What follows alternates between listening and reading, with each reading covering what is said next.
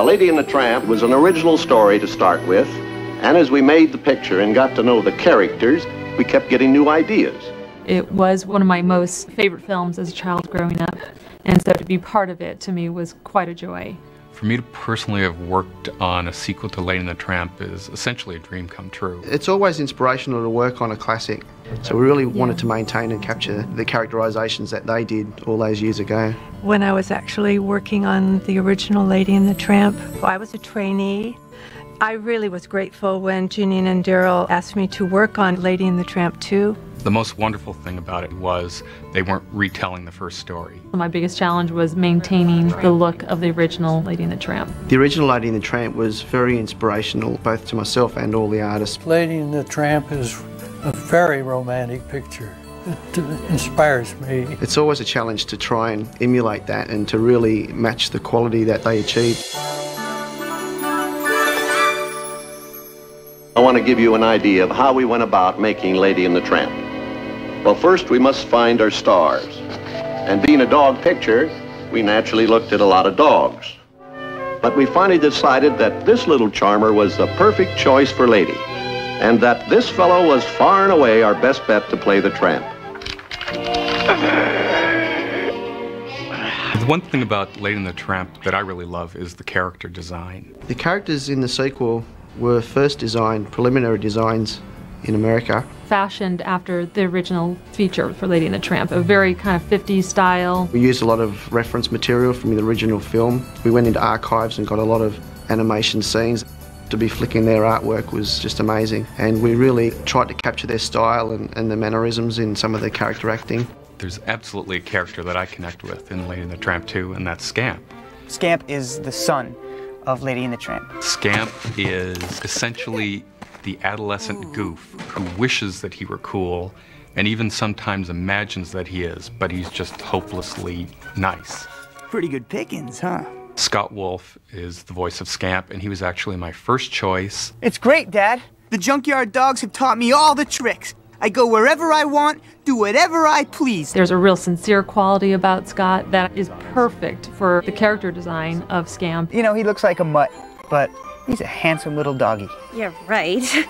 Get over yourself, house pet. We've got Angel, who is a female lead in the story. She's feminine. The most important thing is to try and keep her looking very appealing. She's so sweet. She's got ponytail ears. But she's also a streetwise dog and a bit of a tomboy. Then you must know this move. Any street dog would.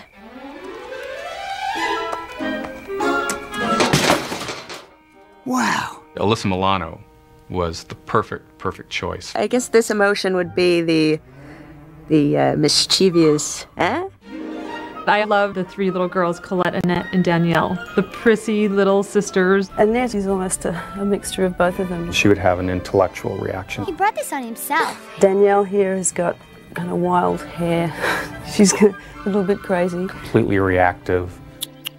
Serves him right. Colette she's kind of like the princess. And hers would just be how it affects her. Now we'll need another bath. I had an older brother who used to pick on me a lot, and I was that little prissy little sister, so can definitely identify with the girls. I bet he gets a slipper right across his great big fat...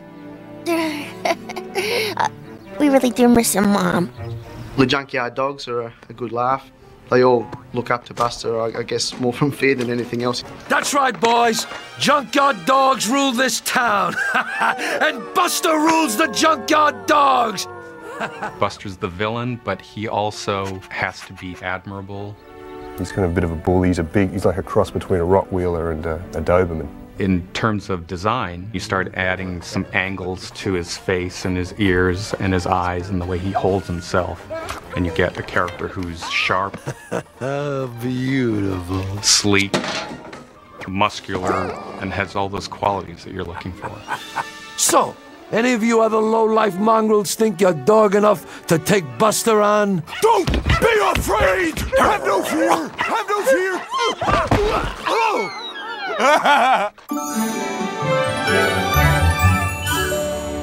Now we have to get a story for them. Now at our studio, we don't write our stories, we draw them. What we tried to do was to really stay true to the original story. No one does a story better than Disney. One of the issues that came up was, where does Buster come from? So we wanted to create a believable backstory. He says you walked out on him. After I met your mother, I guess Buster just got jealous. You ditched me! Well, if you don't have a good story, you don't have anything. I need to be wild and free. And I'll never find that here. I'd give anything to have what you have. And I'd give anything to have what you have. Tramp has a boy, Scamp, and Scamp gets involved with these junkyard dogs. Come on, kid. You don't know what he's really like, son. And it's about the pulling between, you know, going back home and being out on the streets. I feel as though I went through very similar things in my life that Scamp is going through in the movie. I'm not you, Dad. I'm a junkyard dog. You have to have humor, a good laugh. You've got your own style, don't you, Tenderfoot? And a good cry. Dad was right. Buster's nothing but trouble. I wish I was home. And sympathy for the characters. Moral to the story is always good. The theme of our show is truly about family. About the value of family. We want our independence and we want to be our own people, and we kind of stray from family a little bit, and then ultimately I think we all bounce back. Pop? Son. I'm so sorry. I shouldn't have run away.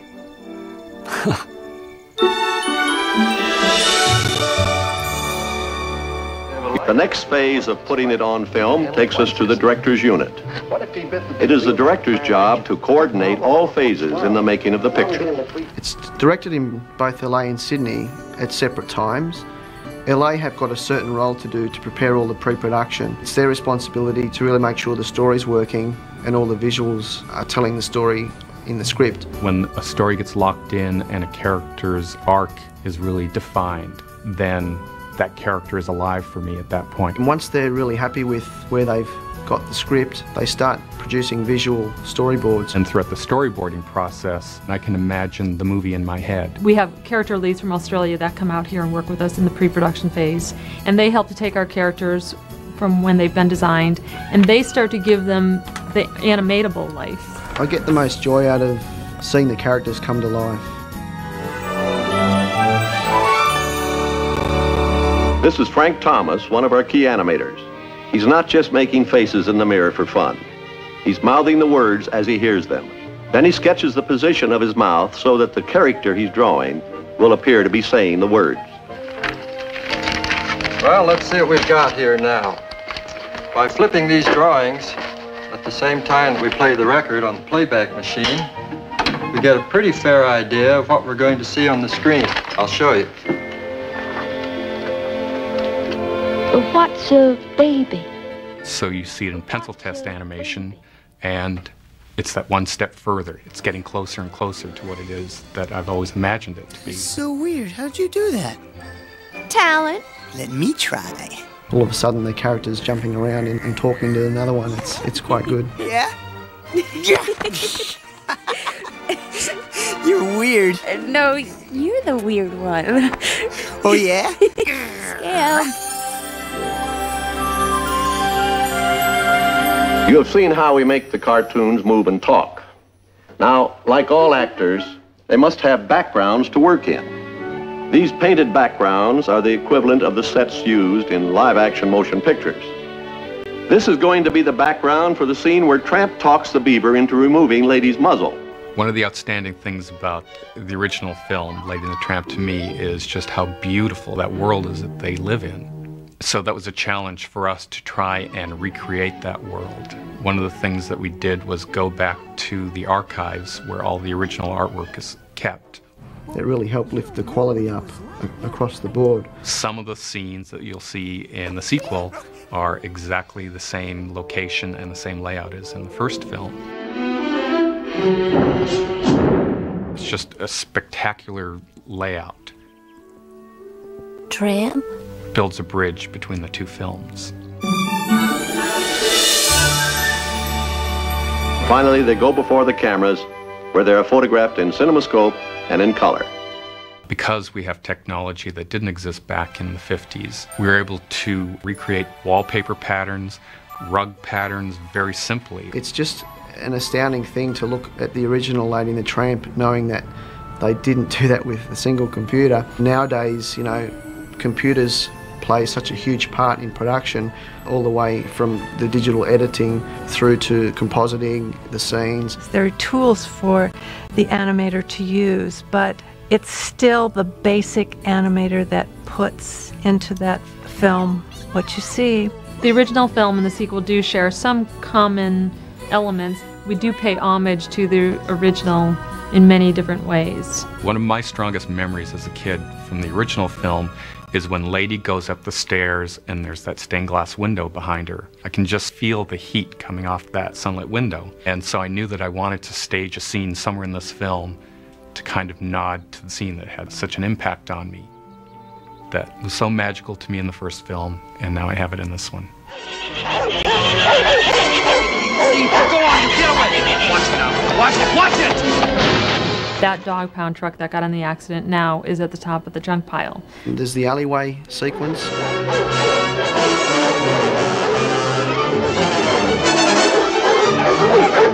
We actually reused that alley. Whoa, whoa, whoa, hey, slow down there, Whirlwind. I'm not going home. You can't make me. I know, easy. One day when the picture was well underway, Peggy and Sonny brought us a number that we hadn't expected. It was called He's a Tramp. What a dog. Music is always a very important thing in a Disney film, and in this film, one of the things that we wanted to do was remember that classic Disney sound. There's more now than just running free. I never felt my heart. The approach to our songs in the sequel were to try to capture as much as we could of the original feature. The songs in Lady and the Tramp 2 are written by Grammy Award winner Melissa Manchester and Oscar winner Norman Gimbel. The prologue, also known as Welcome Home, actually musicalizes the opening scene, which sets up the story on that turn-of-the-century Victorian The time, the place, town. the texture, the color. Right, it's the preparation for a July 4th picnic. It's an Independence Day song. It's really symbolic of what the film actually is about with regards to Scamp wanting his own independence, so there's a real message in there. My favorite song is a song called Always There. The whole point of the film is that no matter what you do in your life, your family will always be there for you. Is there a shelter from the rain?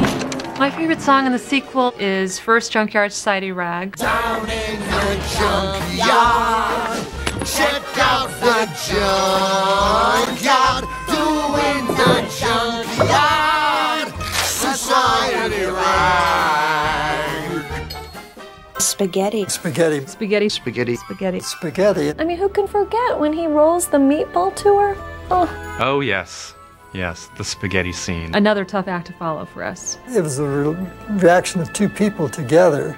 And of course, the business of having one strand of spaghetti which pulls them together.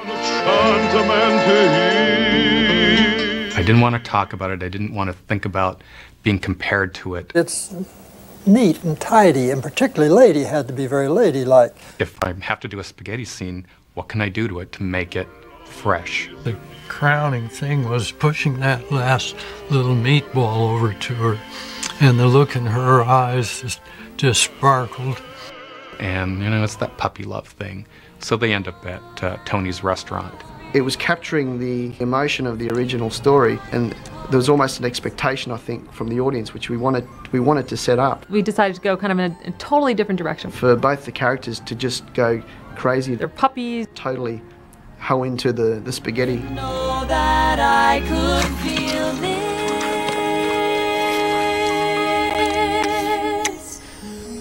The way to deal with the scene was to have fun with it. Now, Lady and the Tramp has really been a fun picture to make. I remember another picture as being fun to make. That was Dumbo. Now, Lady and the Tramp has that same quality. Lady and the Tramp 2 is like working on the first film. I get to visit those characters again. I get to have them interact in new ways. Your old man's got twice the speed and cunning as any dog half his age. Oh! and bring the next generation forward. Have I ever told you girls about the time I saved your father from certain death? And still keep the integrity of the first film. It's difficult to live up to a classic. To make it look as good and make the story as good, that's a challenge, but it was met. I grew up loving Disney films. I consider myself very lucky to be part of the Disney magic. And I'm thrilled to be able to add to that tradition. Bibbidi bobbidi boo.